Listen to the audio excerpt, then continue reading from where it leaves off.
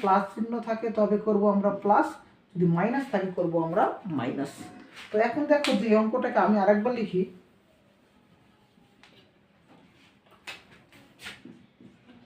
P square সমান 3 plus 2√2, P square সমান 3 plus 2√2। ওকে, তো দেখো এখানে আমি অঙ্কটাকে এইভাবে লিখলাম 2 যোগ 1।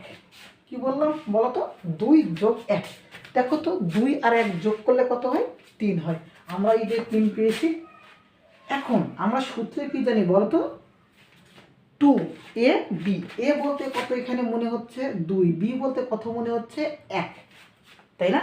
অবশ্যই। তো এখন এই প্রশ্নে 2 দুগুণ কত হয়, 4 হয়, কিন্তু আছে কত 2√2।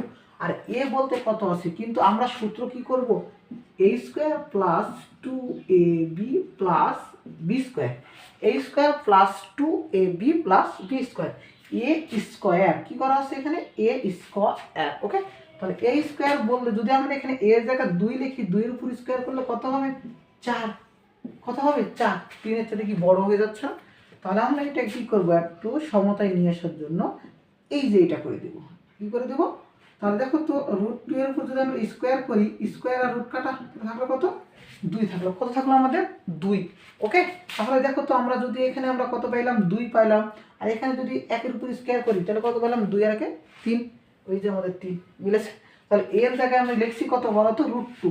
তাহলে এখানে করে দাও √2। তাহলে দেখো তো 2 1 কে 2 আর এই যে √2, তাহলে √2 মিলেছে। এরপর দেখো তো আমরা এটাকে a square plus 2ab plus B square, তাহলে আমরা কি পাইলাম বল, a plus B whole square. তাহলে এটা আমরা কত পেলাম, পি স্কোয়ার সমান a plus B whole square. এখন আমরা যে এই যে আমরা পুরোটাই যে এইগুলো ভাঙানো শিখবো সম্পূর্ণটাই লগের অংশ থেকে। ওকে, সম্পূর্ণটা কই থেকে শিখবো, লগ থেকে শিখবো। তাহলে এখানে আমরা শিখেছিলাম যে যদি মনে করো